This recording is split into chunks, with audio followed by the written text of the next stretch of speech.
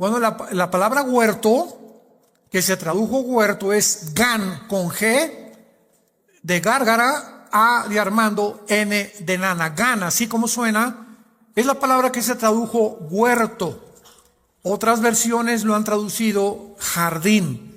Así que son palabras sinónimas. No importa en qué traducción lo estés leyendo, si dice jardín o dice huerto, es lo mismo.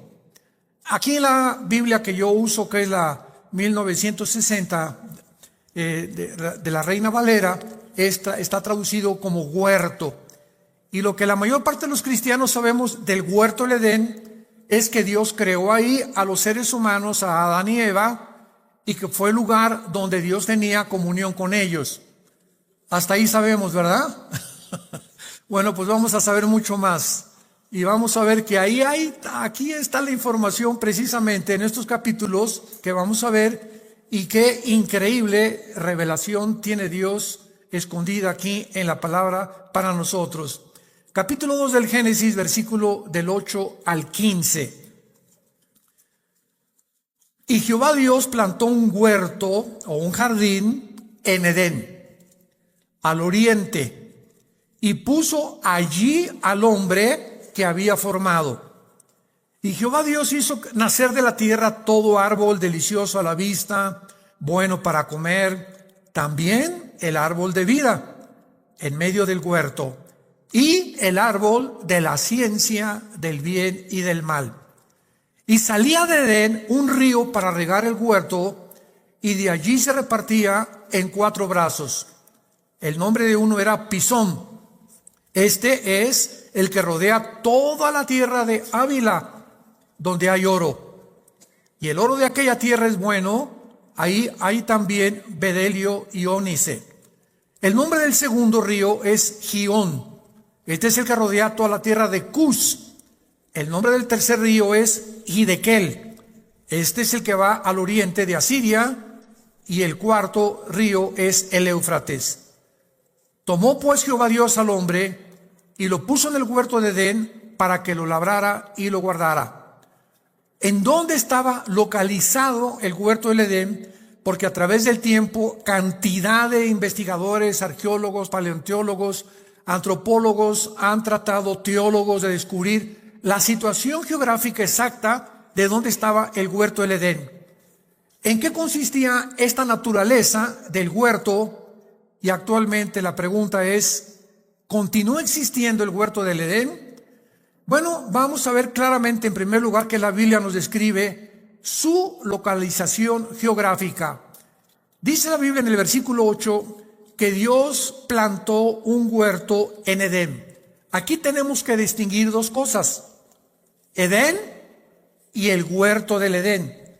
Edén es toda la tierra que estaba alrededor del ser humano, y de ese cúmulo de vegetación y de tierra, Dios escogió un pequeño lugar que le llamó el jardín, donde puso al hombre. Entonces, el Edén es el área geográfica y el huerto es un lugar dentro del Edén. Esto es muy claro porque dice la Biblia, Dios plantó un huerto en Edén.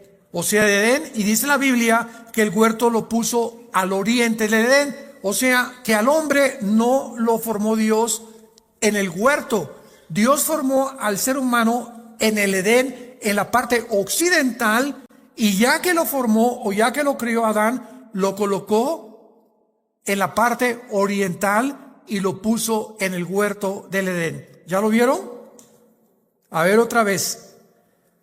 Y Jehová Dios plantó un huerto en Edén, al oriente, y puso allí al hombre que había formado. Puso allí, lo colocó, lo formó en la parte occidental, y en el oriente de la tierra de Edén se encontraba el huerto donde fue colocado el ser humano. La palabra para Edén conlleva el significado en el hebreo de aguas o área de riego. Vayamos al capítulo 13 del Génesis rápidamente y veamos cómo más adelante se nos comienza a describir qué es lo que realmente era toda esa tierra que se llamaba Edén. Dice Génesis 13, versículo 10. alzó Lot sus ojos y vio toda la llanura del Jordán, que toda ella era de riego, como el huerto de Jehová, en la tierra de Zoar, antes que destruyera Jehová a Sodoma y a Gomorra. Vemos pues nosotros que se encuentra 13 veces en el singular en el Antiguo Testamento y 3 veces en plural, y el símbolo etimológico de la palabra Edén es un lugar bien regado. O sea, era una tierra completamente fértil, y dentro de toda esa área impresionante fértil estaba colocado el huerto del Edén. 3 veces se distingue que el Edén no es el huerto de Jehová, ni el huerto de Jehová es el Edén. El huerto estaba dentro, insisto, de la tierra del Edén. Veamos, por ejemplo, en el versículo 10, capítulo 2, y salía del Edén, no del huerto. Génesis 2:10, salía del Edén un río para regar el huerto, y de allí se repartía en 4 brazos. O sea, el huerto se encontraba en un lugar, y de la tierra salían 4 ríos tremendos. Veamos otro ejemplo en el versículo 4, capítulo 4, versículo 16 del Génesis. Y salió pues Caín de delante de Jehová, y habitó en tierra de Nod, al oriente del Edén. No al oriente del huerto del Edén, sino al oriente del Edén. Entonces, el huerto del Edén es el lugar donde Dios coloca al ser humano durante su estado de inocencia. Y se le nombra al huerto del Edén huerto de Jehová y huerto de Dios también. Ahora, ¿cuántos árboles había en el huerto del Edén? No en el Edén. Otra vez, solamente dentro del huerto había 3 clases de árboles. Regresemos a Génesis 2, versículo 9. Jehová Dios hizo nacer de la tierra todo árbol delicioso a la vista y bueno para comer. Aquí tenemos los árboles frutales para el alimento físico de la primer pareja, porque fueron creados de la tierra. ¿Se acuerdan? Adán fue creado del polvo de la tierra, del nitrógeno, oxígeno, carbono, que son los gases de la tierra, y los 19 elementos químicos que forma la tierra: cloro, flúor, potasio, argón, fósforo. Los gases de la tierra y los elementos químicos de la tierra son los mismos gases y elementos que forman el cuerpo humano. Maravilla de maravillas. Encontramos en la Biblia mucho más evidencias científicas de que fuimos creados verdaderamente por Dios, de donde Dios sacó el cuerpo, porque ahora nos comprobamos de que todo el alimento que realmente el ser humano necesita proviene de los árboles y de las plantas. Ahora, eso no significa, ¿verdad?, que seamos vegetarianos 100%, porque hay gente que dice, pues ya soy vegano y ya no vuelvo a comer carne, ya no vuelvo a comer birria, no sabes lo que te pierdes, ni barbacoa, ni taquitos al pastor. Sin embargo, ¿verdad?, cuando hacemos a un lado y solamente nos dedicamos al puro vegetarianismo, estamos absteniéndonos de alimentos que también son necesarios. Y ya Dios, después del diluvio, Dios permitió la carne ya la podemos comer. Dice Pablo a Timoteo que todo es santificado por la palabra de Dios. Ahora, lo único que se nos prohíbe en la Biblia es la sangre, los tacos de moronga. Es lo único que no podemos comer. De todo lo demás, ya tú vas a decidir qué te comes y qué no te comes. Por ejemplo, si pasas del cuarto del 5º piso, ¿verdad?, ya te tienes que llevártela suave. Nos dijo el otro, nos la tenemos que llevar suave con los tacos del pastor, con las grasas, etcétera, etcétera. Un muchacho de 20, 30, 35 años, pues puede comer más grasas que alguien que tenga ya 50, 60 años de edad. Esto es lógico. Entonces, todo nos es permitido, pero no todo nos conviene. Entonces, tenemos que decidir nosotros, ¿verdad?, usando la razón y el sentido común, qué nos conviene y qué no nos conviene comer. Pero ya podemos comer carne. Entonces, la Biblia nos muestra claramente que todo lo que está alrededor es para nutrir el cuerpo humano.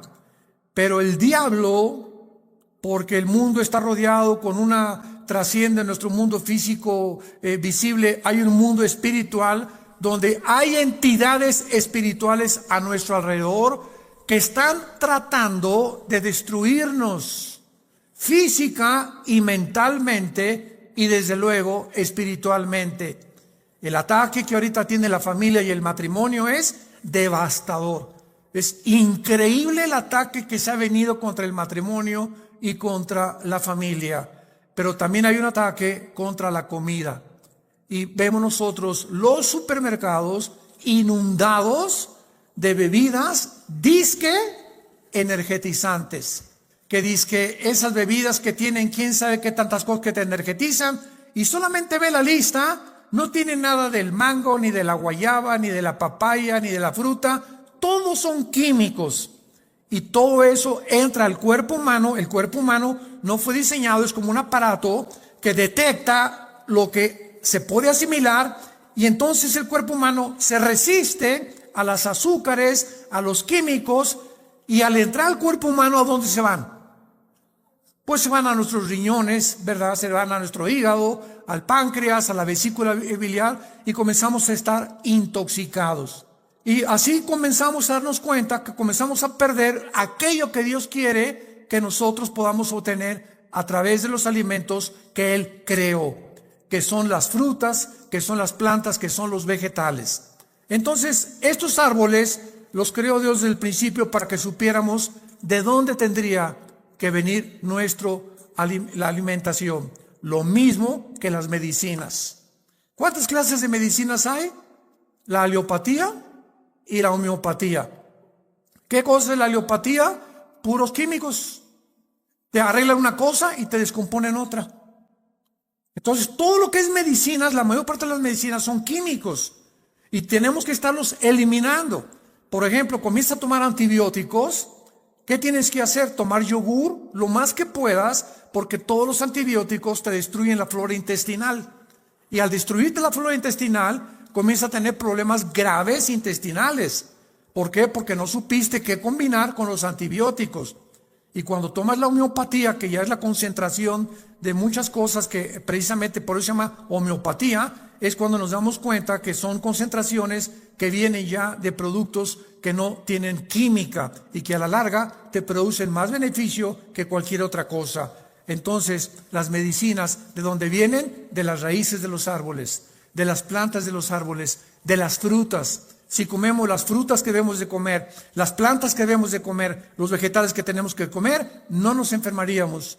Como ahorita, la mayor parte de la humanidad se encuentra enferma por la comida chatarra que comienzan a comer. Ya se descubrió hace 2 meses, no sé cuántos ustedes lo leyeron, que las papitas producen a los hombres incontinencia viril. Y ya el hombre sexualmente comienza a perder su sexualidad a través de la comida chatarra. Increíble.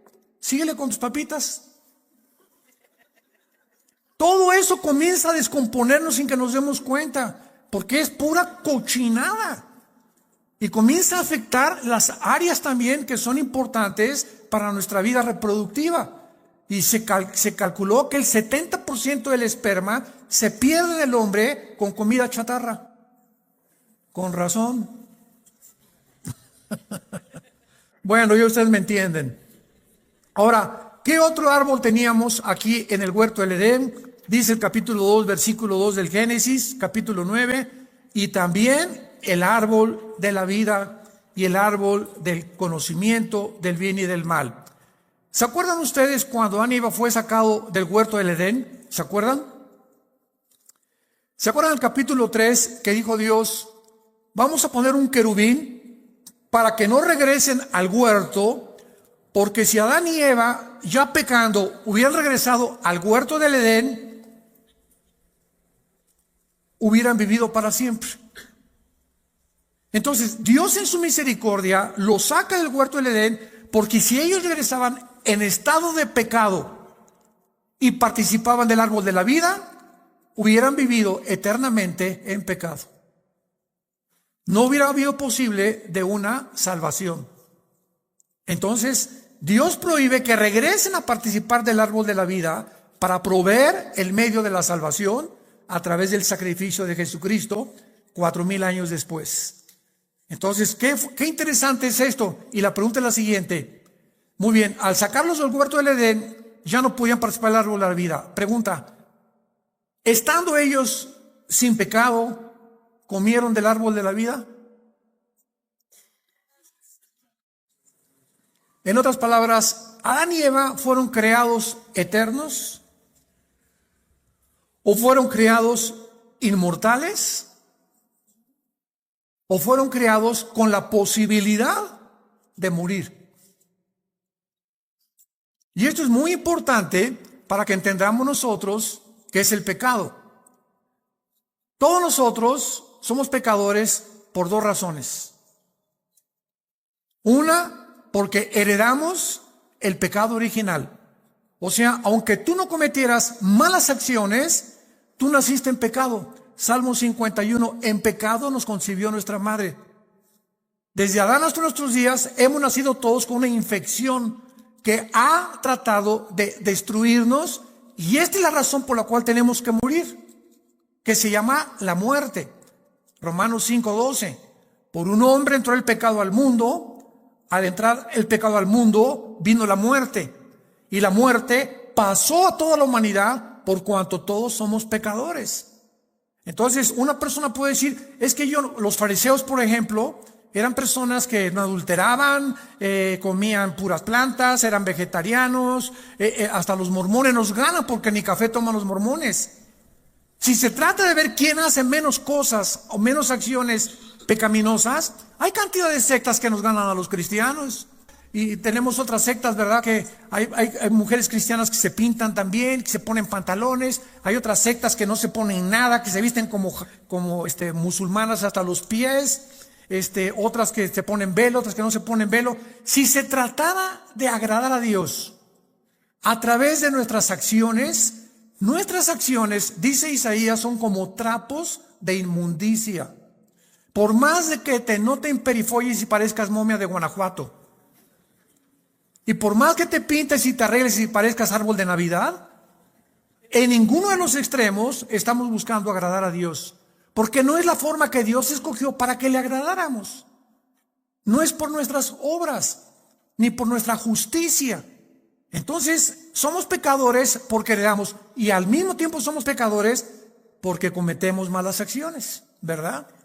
Entonces, cuando alguien te pregunte, ¿vamos a morir en pecado? Claro que vamos a morir en pecado. ¿Qué cristiano no va a morir en pecado? Todos. Porque hasta que venga la resurrección, se nos dará un cuerpo libre del pecado. Pero mientras tanto, somos pecadores perdonados nada más. Pero el cristiano es pecador como los que no son cristianos, con la diferencia que nosotros hemos sido perdonados y ya no traemos arrastrando la condenación del infierno. Juan 5:24, el que oye mi palabra y cree el que me envió, no vendrá a juicio. El cristiano ha sido salvado del juicio futuro del infierno, pero seguimos pecando, ya no con la continuidad que lo hacíamos antes de cristianos, pero seguimos equivocándonos, seguimos cometiendo errores, somos sujetos a depresión, nos desilusionamos, tenemos la naturaleza humana. Pero tenemos ahora que ir venciendo esas cosas con el poder que nos ha dado Dios en su Espíritu Santo. Entonces es muy importante comprenderlo. Entonces, somos pecadores porque nacimos en pecado y porque cometemos acciones. Las dos cosas. El árbol del conocimiento del bien y del mal. ¿Por qué dice la Biblia el árbol de la ciencia? ¿Por qué no dice del mal nada más? Esta palabra ciencia, a los que les interesa apuntarlo en el hebreo, es la palabra D de David, W-A-T-H, dat. Y es conocimiento, se tradujo ciencia, el árbol del conocimiento del bien y del mal. Muy bien. Dios le dice a Adán y Eva, no participen de ese fruto.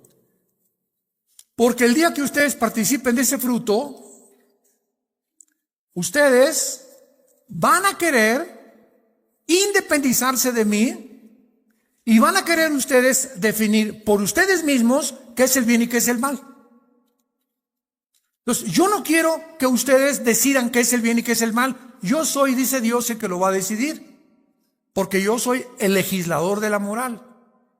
Entonces, cuando un ser humano dice, es que para mí esto es bueno, para mí esto no es malo, se está poniendo en lugar de Dios. El único parámetro que tenemos nosotros para poder saber qué es bueno y qué es malo se encuentra en la revelación que Él nos dio, que se llama la Biblia. Entonces, solo Dios es el legislador y la única autoridad para decirnos qué es bueno y qué no es malo. Y cuando el ser humano deja esto y se aísla y se independiza de Dios, comenzamos a hacer cosas que nosotros desde nuestra perspectiva y punto de vista le llamamos bueno. Esto se llama en la filosofía el relativismo. Todo es relativo. Entonces te encuentras con una persona que te dice, bueno, mira, no te metas conmigo. Para ti eso es bueno, para mí no. Para mí esto es bueno y para ti es malo. Déjame vivir mi vida. En otras palabras, no hay verdades absolutas. Cada quien haga lo que bien le parezca ante sus ojos. Esta es la razón por la cual el mundo se encuentra en la posición en que nos encontramos. Un ejemplo de la historia, el nazismo. Cuando los nazis comenzaron a invadir Polonia, se metieron a Francia, Checoslovaquia, etcétera, etcétera. Hicieron todo lo que ustedes conocen con los campos de concentración en Auschwitz y 6 millones de judíos que mataron y gitanos y todo lo que hicieron. 2 años después, en Berlín, se llevó a cabo lo que se llamó el juicio de Nuremberg. En el juicio de Nuremberg, el mundo tenía que juzgar a los sobrevivientes generales de los nazis. Entonces, ahí en Berlín, a los sobrevivientes, otros escaparon y los capturaron después, se juntaron los mejores abogados de Inglaterra, de Francia, de Alemania y de Estados Unidos, para juzgar a los generales nazis que sobrevivieron. Y cuando les tocaba el turno de defenderse a los generales nazis y se les acusaba de genocidio, de crímenes de guerra, etcétera, etcétera, ¿saben ustedes lo que contestaban ellos? Es que nosotros no robábamos, expropiábamos. Se oye más bonito, ¿verdad? O sea, y el robo no es robo, es expropiar. Alguien llega y te quita tu casa por beneficio del Estado, vamos a quitar el nombre robo, es expropiar. Y en segundo lugar dijeron, nosotros no asesinábamos, eliminábamos por causa del partido. Se oye más bonito, ¿verdad? O sea, barnizaron el pecado. Al robo le pusieron expropiar, al asesinato le pusieron eliminar por causa del partido o del Estado, del Partido Nacional Socialista, que fue el que fundó los nazis. Entonces ellos dijeron, eso para ustedes es malo, para nosotros no, porque nosotros obedecíamos al Führer y estábamos convencidos que lo que estábamos haciendo era bueno. Entonces uno de los abogados que era judío, muy famoso, ya el otro día vimos toda su vida en la televisión, se levantó uno bajito, como de unos 55, unos 60 de estatura, y dijo este abogado judío, que fue la máxima mente brillante del juicio de Nuremberg, es que ustedes, aparte de las órdenes que tenían que seguir, ¿se les olvidó su conciencia? ¿Qué es eso de conciencia? Con, dentro, ciencia, conocimientos.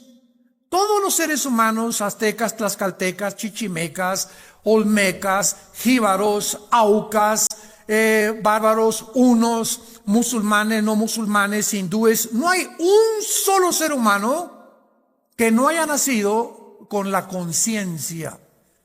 Algo nos dice dentro de nosotros que se erige como juez cuando hacemos algo que nos condena o que nos llena de satisfacción cuando hacemos algo mal. Bueno, por ejemplo, los indios, cuando llegaron los peregrinos de Inglaterra y colonizaron Estados Unidos, en el estado de Rhode Island, en el estado de Virginia, los apaches, los sioux, los comanches, todos ellos le prohibían a sus hijas casarse si antes o tener relaciones con su esposo hasta que no se casaran. Y consideraban la virginidad la característica más grande entre las tribus. Y si una persona de una tribu entraba a quitarme a mi esposa, ellos tenían la pena de muerte, lo mataban, porque el adulterio para ellos era digno de quitar la vida a una persona que le quita la esposa al otro. ¿Quién les puso ese conocimiento entre el bien y entre el mal? Ahora, si hay este conocimiento entre el bien y entre el mal, tiene que haber un parámetro. ¿Y ese parámetro quién lo pone? El creador de todos nosotros como seres humanos. Uno de los más grandes cristianos del siglo XX se llamó C.S. Lewis.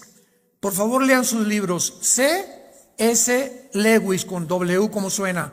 C.S. Lewis escribió el problema del sufrimiento, el problema del dolor, otro problema sobre lo que es el cristianismo. Y él dice que él se convirtió siendo ateo. Él era inglés. Era de los más grandes ateos de Inglaterra en el siglo XX. Una mente impresionante. Y dice, cuando en una universidad un estudiante me confrontó y me dijo, ¿usted tiene alguna regla para el bien y para el mal? Porque si hay el mal, tiene que haber el bien. ¿Y quién va a determinar cualquiera de esas dos cosas?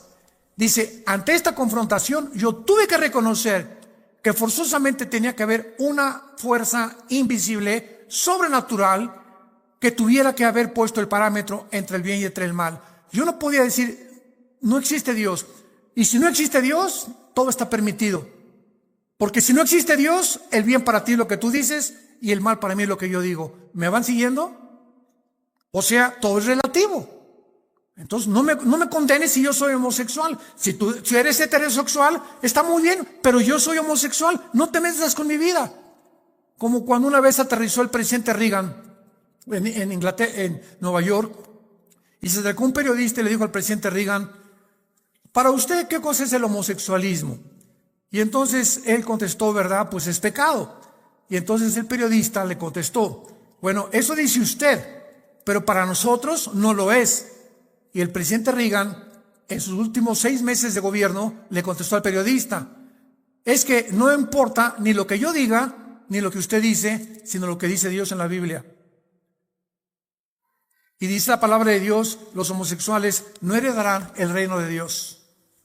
Entonces, no es lo que nosotros digamos, sino lo que la Biblia dice. El otro día le platicaba a mi esposa que nosotros amamos aquí en la iglesia, tenemos homosexuales, tenemos lesbianas. La iglesia es un hospital, para eso está, los queremos ayudar. Y me dice un muchacho, ¿verdad?, con tendencias homosexuales, es que usted es un homofóbico. Y yo le contesté, sígueme con mucho cuidado. Le pregunté, ¿tú sabes lo que significa la palabra homofóbico? Homo, hombre, fobia, agresor, o en contra de, o con odio a algo. Le dije, el homofóbico es el que odia a los hombres. Entonces, ¿quién es homofóbico? ¿Tú o yo? Porque tú odias tu hombría y tu masculinidad con la que la naturaleza te proveyó. ¿Quién es el homofóbico entonces? Y se dio cuenta que al estarnos catalogándonos como homofóbicos, ellos son los homofóbicos porque odian su masculinidad, odian ser hombres. ¡Qué ironía! Entonces, qué increíble que ni siquiera puedan ellos saber cuando traten de decirnos, bueno, es que ustedes son homofóbicos, cuando ellos son los homofóbicos. Una persona que niega su naturaleza está diciendo, Dios, te equivocaste, yo soy mujer, yo no soy hombre. Y aunque tú te operes los genitales y te conviertas en un transgénero, nunca podrás negar que tienes el cromosoma Y, que es el que determina que eres macho o camacho. No se puede negar la naturaleza ni la biología. Olvidémonos de la Biblia. La biología, la genética, la naturaleza nos muestran el género con el cual nacimos. No hay 3 géneros ni hay 4 géneros. Hay 2 géneros, varón y hembra, macho y hembra. No hay más que 2 géneros en la palabra de Dios. Entonces, cuando platicamos con ellos, ¿verdad?, le decimos, nosotros queremos ayudarlos y queremos decirles simplemente que tenemos que sacarlos de ese medio en el que se encuentran para que Dios pueda restaurarte, porque si tú sigues en este camino, te vas a condenar. Vas a condenarte a ti, a tus amistades que tú quieres, y vas a destruir tu propia naturaleza, porque está calculado que el 70%, escuchen esto, por la Asociación de Psiquiatría de Los Ángeles, no lo digo yo, lo dicen los psiquiatras, el 70% de las personas transgénero se suicidan. Esto es alarmante. ¿Por qué se suicidan? Porque siendo una naturaleza, se cambian sus genitales, se transforman en otro, pero no pueden cambiar su biología, ni tampoco su manera de pensar. Algo sucede en la mente cuando niegas tu naturaleza y comienzas a decir, yo no soy lo que yo soy ni lo que yo nací, y comienzan a descomponerse las neuronas que provocan un estado de falta de identidad. Porque no son ni una cosa ni son la otra cosa. Y entonces este choque psicológico lleva a la persona a quitarse la vida, a finalmente aceptar que algo pasa que no puede aceptar ni lo puede negar, la creación de Dios. En fin, este es el árbol de la ciencia del bien y del mal. En este mundo nos encontramos, donde cada quien decide lo que es bueno y lo que es malo.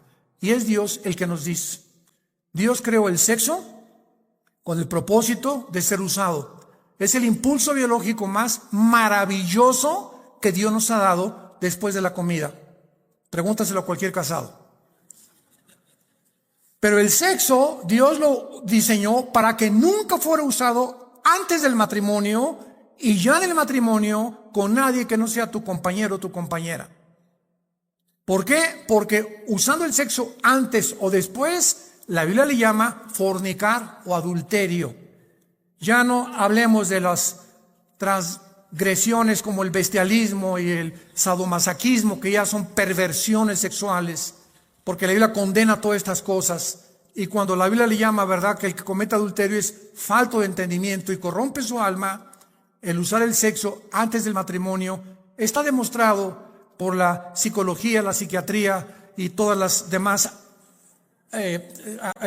conocimientos y disciplinas académicas, que las muchachas, madres solteras, ya se fue tu novio, te quedaste embarazada, esto y el otro, vergüenza, culpa, tienes que detener tus estudios, en fin, no necesitamos más que acudir a la historia y a la experiencia para darnos cuenta que algo está mal cuando el sexo se usa fuera de las normas y los lineamientos y los parámetros que Dios estableció en su palabra.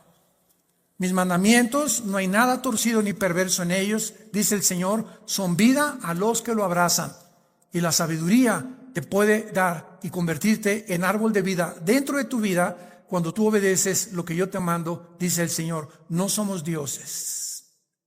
Y al creernos dioses es el mundo en el que se encuentra en la autodestrucción. Muy bien, ahora vayamos a ver los ríos del huerto del Edén. Versículo 10 en adelante.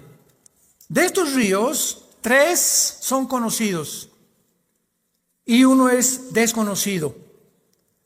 Recordemos que el Edén era un área grandísima y de ahí salían 4 brazos. Después del diluvio hubo una alteración de estos ríos, de uno tal vez, pero no de los otros 3. Y estos 3 ríos, de acuerdo a la historia y a la arqueología, siguen exactamente en la geografía en la que la Biblia los sitúa. Esto es increíble también. Dice así: y salía de Edén, Génesis 2, versículo 10, un río para regar el huerto, o sea, nada más el huerto del Edén. De allí se repartía en 4 brazos. El nombre de uno era Pisón. Este es el que rodea la tierra de Ávila, donde hay oro, y el oro de aquella tierra es bueno. Allí también hay bedelio y ónice. Esta palabra Pisón, de acuerdo a los más antiguos escritos de los hebreos y de los judíos y de los sumerios, es el río Nilo. Si lo quieres apuntar ahí en tu Biblia, es el río Nilo. ¿Cómo lo sabemos? Porque se menciona la tierra de Ávila. Y esta tierra se encuentra actualmente localizada en Arabia Central y al oriente de la nación de Israel. Se menciona que en esta área geográfica había oro, abróchense el cinturón, lo que vamos a escuchar ahorita, oro, bedelio y ónice. El bedelio es una especie como de resina, como una goma aromática suave, que como lo que emiten los árboles, o como la cera de los árboles o las plantas. Y el ónice es una piedra ágata de colores claros y oscuros. En otras palabras, se está enfatizando que alrededor de este río había tierras con gemas o piedras preciosas, y son precisamente las mismas piedras que se mencionan en el huerto del Edén, donde estuvo Lucifer. Vayamos a Ezequiel 28. Antes de que digan, no sé cuántos de ustedes sabían que antes de que Dios creara al ser humano en el planeta Tierra, donde tú y yo nos encontramos, Lucifer, que después se le llama, que no es su nombre, Satanás no es su nombre, el diablo no es su nombre. El nombre de este querubín es Lucifer, el que porta la luz. Cuando cayó, se le cambió el nombre a el enemigo de Dios. Y la palabra enemigo en el hebreo es Satán. Entonces, Satanás significa enemigo de Dios o adversario. Y después se le puso el diablo en el griego. Y esta palabra diabolos en el griego significa el que calumnia o el que acusa. Entonces son títulos. Por ejemplo, mencionamos al licenciado Carlos Jiménez. La palabra licenciado es el título de esa persona, no es su nombre es Carlos, Jiménez es su apellido. Entonces, cuando estamos hablando de Satanás, no es su nombre, es un título que la Biblia le da. Para que tengamos cuenta, este título se asocia con la enemistad que él tiene contra Dios y contra todos los que siguen a su Hijo Jesucristo. Entonces, en Ezequiel 28, versículo 13, encontramos la creación de Lucifer. Y dice, en Metepec. ¿Eso dice? No, ¿verdad? En Edén, en la tierra del Edén, en el huerto de Dios estuviste. De toda piedra en tu vestidura, cornerina, topacio, jaspe, crisólito, berilo y ónice, zafiro, carbunclo, esmeralda, oro. Los primores de tus tamboriles y flautas estuvieron preparados para ti en el día de tu creación. Vemos pues nosotros que el Edén antes de Adán y Eva no era un Edén frutal ni un jardín, sino que era un jardín de piedras preciosas. Y cuando vemos nosotros en el versículo 13 que acabamos de leer, que los vestidos de Satanás no eran hojas de higuera, ni se vestía con plantas Satanás, sino que toda la vestidura de Satanás eran puras piedras preciosas. Y lo más asombroso de todo esto es que las piedras preciosas que se mencionan en el versículo 13 son las mismas piedras preciosas que el sumo sacerdote en el Antiguo Testamento llevaba en el efod.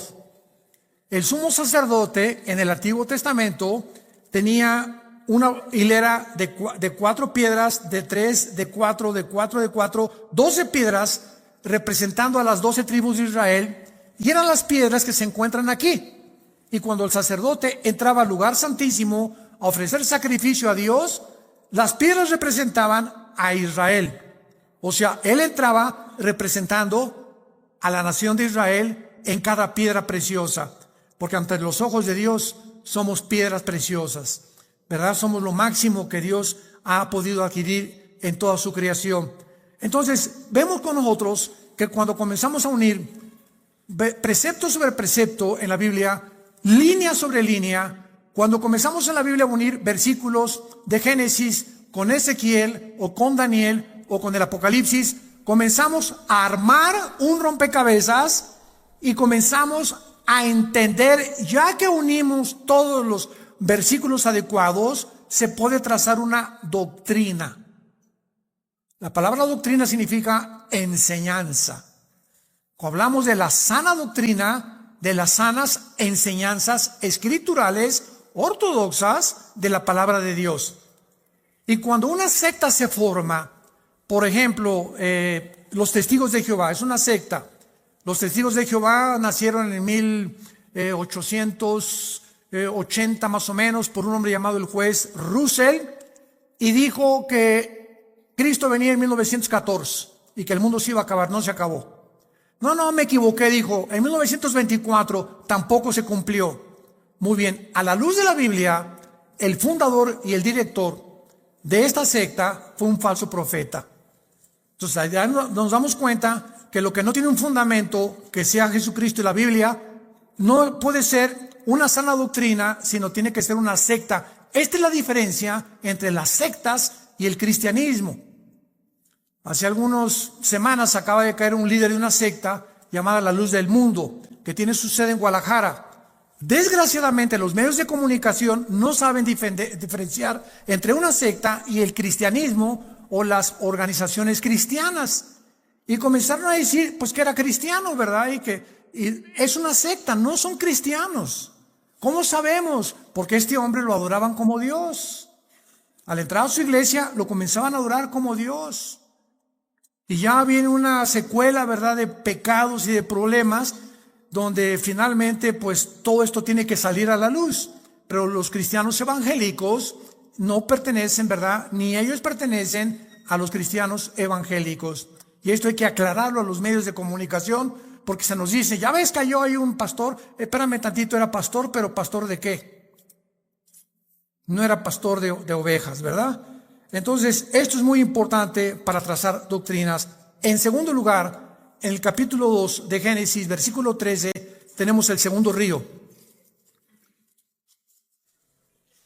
El nombre del segundo río, versículo 13, es el Gihón. Este río se descubre y es de nombre desconocido. Es el único río que es desconocido y que rodea la tierra de Cus. ¿Quién es Cus?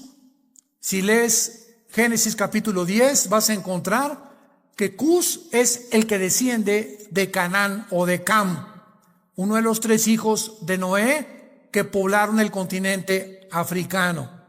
Jafet pobló el continente europeo, los anglosajones, y Sem, los semitas, todo el Asia Menor con el Medio Oriente. Entonces, lo único que sabemos es que este río rodeaba el norte y la parte oriental del África. No sabemos hasta ahorita qué río es. El tercer río, versículo 14. El nombre del tercer río es Hidekel. Es el que va al oriente de Asiria y sabemos que este es el río Tigris. Claramente se nos da su situación geográfica. El río Tigris cruza todo lo que es el Medio Oriente.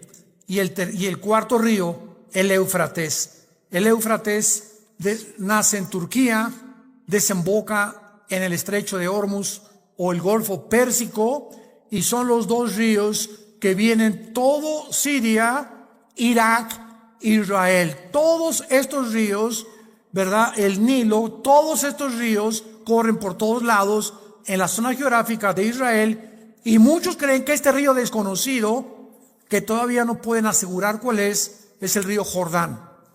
Cuando el año que entra les anuncio, vamos a ir a Israel. Y vamos a planear el viaje a Israel. Ojalá que no sea el último. O a muchos que nos agarre allá, ¿verdad? Si nos agarra allá, pues mejor. Pero vamos a planear un viaje maravilloso el año que entra a Israel. Y vamos a ver todo esto a la luz de la Biblia en cada lugar donde vamos a estar. Y vemos nosotros que este río Éufrates tiene 2.900 kilómetros de largo, el río Éufrates.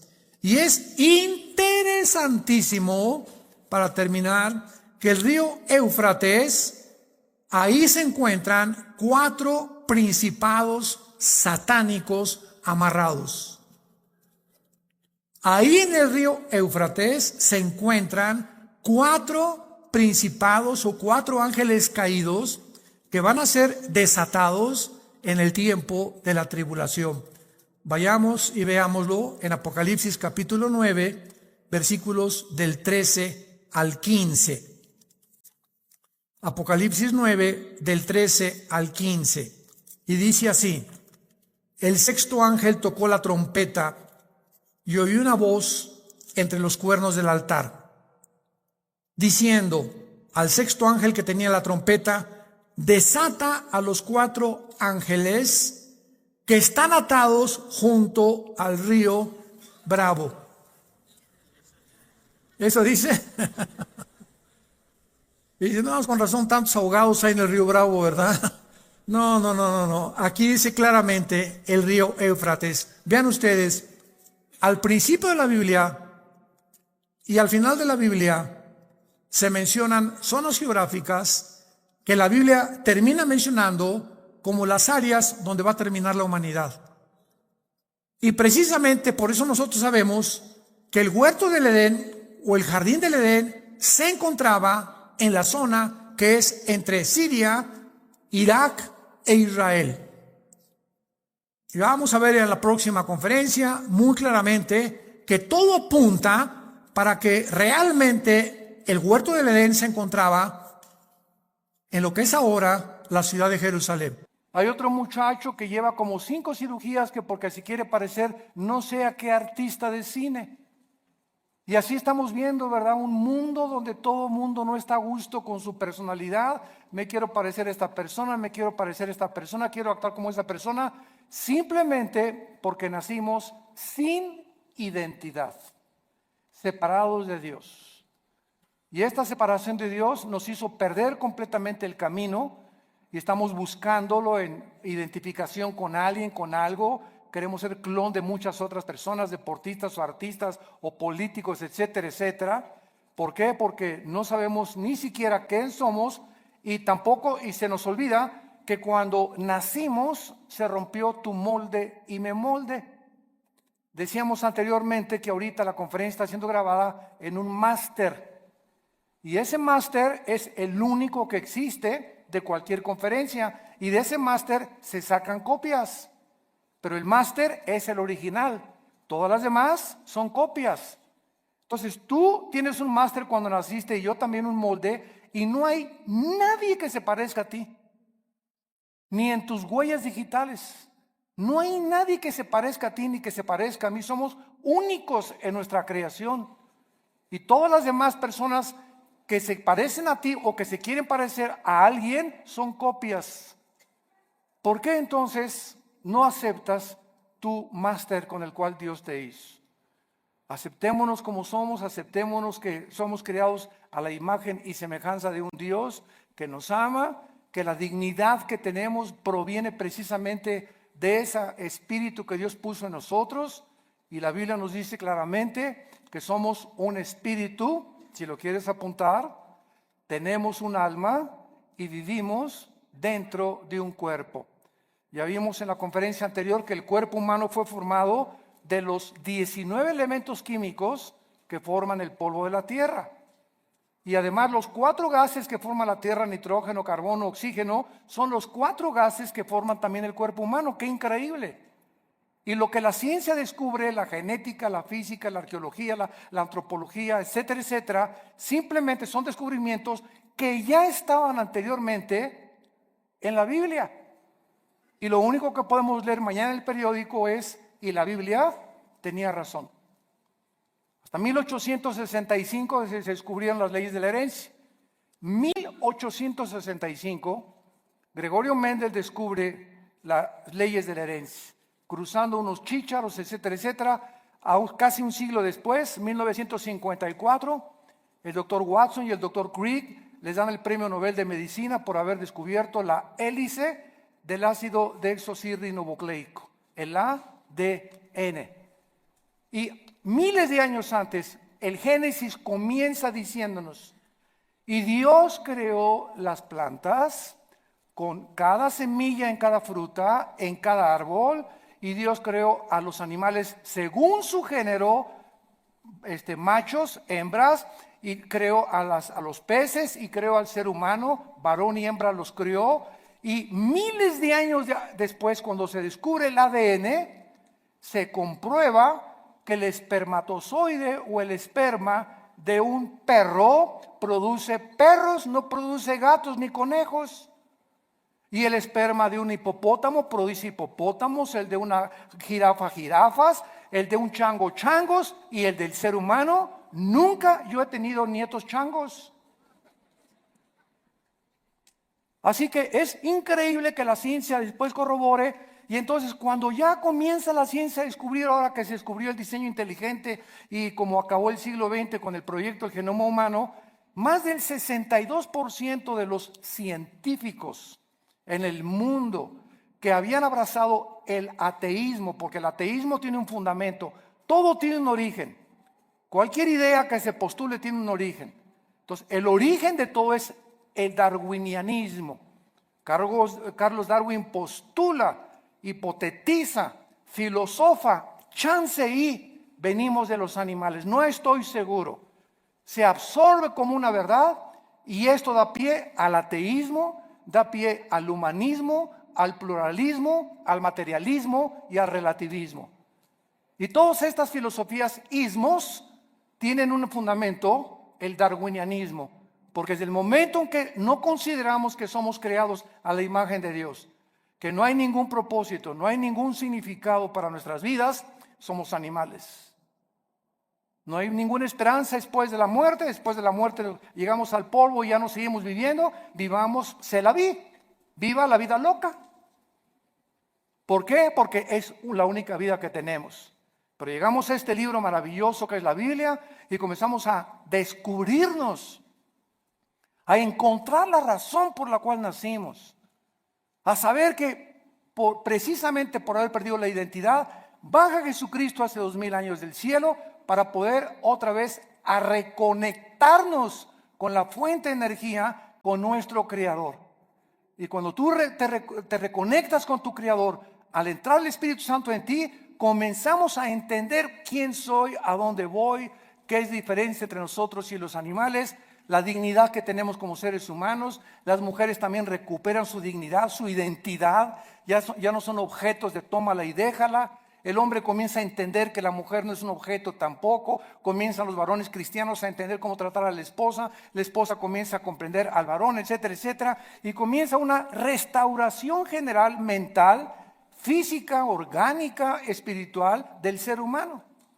Y eso tiene un nombre en la Biblia que se llama la santificación, que es un proceso donde estamos restaurando todos los programas que me metió el Che Guevara, Richard Dawkins, Jean-Paul Sartre, Nietzsche, Freud, Carlos Marx. Todos esos programas me infectaron mi mente y te la infectaron a ti también. Y yo actuaba como actuaba antes de ser cristiano, y abracé el Partido Comunista y el Che Guevara, la dialéctica materialista, por aquí por allá, porque son los programas que mis maestros me inculcaron en la preparatoria y en la secundaria. Y son los programas de mis amistades. Y cuando vengo a la Biblia, comienzo a agarrar los programas que tiene Dios. Dios comienza a reprogramarnos. Y en la medida en que metemos la palabra de Dios a nuestra mente, van saliendo los virus. Nacimos envirulados. Nuestra mente es una computadora envirulada. Muchos de ustedes están envirulados. Y haces lo que haces porque traes un programa equivocado. Entonces se trata de que tú le abres la puerta a Dios, que ya le abrí la puerta al ateísmo, al relativismo, al humanismo, al darwinismo. Dale la oportunidad, ábrele la puerta a Dios, ábrele la puerta a Jesucristo en tu vida. Permite ahora abrir la Biblia y comenzar a decirle: Señor, yo no entiendo si existes, si no existes, pero si tú eres el Hijo de Dios, yo te necesito. Yo necesito a Dios, yo te necesito en mi casa, en mi matrimonio, en mi vida. Y te abro la puerta, Jesús, te invito a que entres a mi vida y cámbiame y transfórmame. Dale esa oportunidad a Cristo. Se la hemos dado a tantas cosas. Y cuando hacemos eso, comenzamos a recobrar la imagen que se hizo así, ¿verdad? Dicen que la imagen de Dios es de esta forma. Esta es la imagen con la cual nacimos así. Cuando el hombre se separa de Dios por el pecado, la imagen la traemos dentro, pero nacemos con la imagen así, completamente distorsionada, arrugada. Entra Cristo y al año de cristiano ya estás así. 2 años así, 10 años de cristiano así. Hay los que tienen 15 o 20 años de así, ya están así. Y se trata de conformarnos a la imagen completa otra vez por la cual Dios nos creó. Dios está tratando de restaurar esa imagen dentro de nosotros con la cual nacimos, toda hecha un chorizo dentro de nosotros. Y eso es lo que nosotros vamos a estudiar en esta serie. Yo de veras estoy emocionado porque me encantan todas estas series. No son mensajes nada más de compartir en media hora, sino que son series porque son tan profundas y hay tantas cosas que estudiar en la Biblia. A ver, levante la mano quienes fueron allá al seminario de profecías en el norte. No le saque. Ya nomás. Ya nomás. ¿Y los demás? En Chapultepec, en Xochimilco, en el Nevado de Toluca. O sea, tuvimos un seminario ayer de 4 conferencias y analizamos todo el panorama geopolítico del mundo desde 1914, de la Primera Guerra Mundial, hasta el 2017 en que nos encontramos. Cómo las naciones, todo a la luz de este libro. Analizamos las características filosóficas de los sistemas, de las naciones, por qué ahorita se frustró hace 4 semanas el tratado con Irán del presidente Trump, por qué Barack Obama hizo un tratado con Irán, por qué Putin no permite que saquen a Bashar al-Assad, al presidente de Siria, qué intereses están moviendo ahorita a Rusia para unirse con Irán, por qué la isla profetizó hace 2600 años, todas estas cosas se trataron en el seminario de ayer. Y ustedes ya están temblando, los tsunamis, ay, ¿por qué Dios tiembla? ¿Y por qué estas cosas se caen? Pero no les interesa conocer a Dios. Ni tampoco darles respuestas a tus amigos en la universidad, ni a tus amigos médicos, científicos, amigos astrofísicos, arquitectos, ¿verdad? ¿Y por qué esto? ¿Y quién creó a Dios? ¿Y qué está pasando ahorita en Irán? No, chepo. No, y como Diotofilito y seguirá sin saber nada. ¿Por qué? Porque no hay un interés, no hay una pasión por la verdad. No hay una pasión por tener conocimiento. Telenovelas y el Calimán y bueno, tantas cosas que sigues leyendo. ¿Y por qué tienes esas dudas? Porque la leí en la revista Duda. Por eso tienes las dudas que tienes. Y Discovery Channel, y ahí están los científicos y los arqueólogos y los antropólogos y las pirámides de Giza. Es imposible que el hombre las haya hecho, las de Machu Picchu en Perú tampoco. Es impresionante el conocimiento astronómico, físico, matemático que tenían los mayas para haber calculado los 365 días, el calendario maya, las de Stonehenge en Inglaterra, las que están en las colinas del Golán en Israel. Y el mundo está así, nos visitaron los extraterrestres, tienen toda la razón. Pero la Biblia nos dice que no fueron extraterrestres, fueron los ángeles caídos, que están aquí en la tierra y que son los que impartieron ese conocimiento. ¿Por qué? Porque los ángeles, antes de que el mundo fuera creado, ellos estaban, Job 38, viendo cómo se hacía el universo. Dice Job 38 que los ángeles y los hijos de Dios alababan a Dios, cómo tomó las medidas de la tierra Dios, el movimiento de 24 horas sobre su eje que le dio en 23 grados y medio a la tierra, los 365 días, cómo puso la distancia de Mercurio, de Venus, de la Tierra, de Marte, de todos los planetas, el día, cómo el tiempo se viene a descubrir hasta el siglo XX de que el tiempo no existe, que es relativo, Alberto Einstein, y todas estas cosas los ángeles ya tenían ese conocimiento. Y hace 4500 años, escúchame esto, si tú eres ateo y eres un maestro de la universidad, ¿qué te enseñan? Que veníamos del hombre de Neandertal, de Cromañón, el hombre de Pekín, que éramos cavernarios, que veníamos, ¿verdad?, la agricultura, cuando la misma historia y la arqueología nos enseña que hace 4500, 5000 años había un conocimiento científico superior al del siglo XXI. ¿Quién les dio ese conocimiento a los mayas? ¿Quién les dio ese conocimiento a los egipcios? Pero lo esconden, porque es la Biblia la que nos revela y la que nos saca del closet. ¿Y aquí qué hacen en el closet? No, si me salgo del closet, me tengo que aceptar a Cristo como mi Salvador y la Biblia. Y mi intelecto y mi soberbia y mi orgullo intelectual me impiden aceptar que he estado equivocado. Pues así te vas a morir equivocado por tu orgullo intelectual. Por no haberle abierto tu corazón a la palabra de Dios. Abran sus Biblias en el capítulo 2 del Génesis. Y vamos a continuar viendo esta creación maravillosa para que comencemos a entendernos quiénes somos por el amor de Dios. Para que ya no quieras ser Lady Gaga, ni John Travolta, ni Tom Cruise. Muy bien. Vimos claramente que somos un espíritu y dimos la definición del espíritu. Si lo quieres volver a apuntar, el espíritu es la parte inmaterial del ser humano a través de la cual conocemos, adoramos y servimos a Dios. Conocemos, adoramos y servimos a Dios porque Dios es espíritu. Juan 4, 24 y 25. Entonces, nadie puede conocer a Dios más que a través del Espíritu que mora entre nosotros.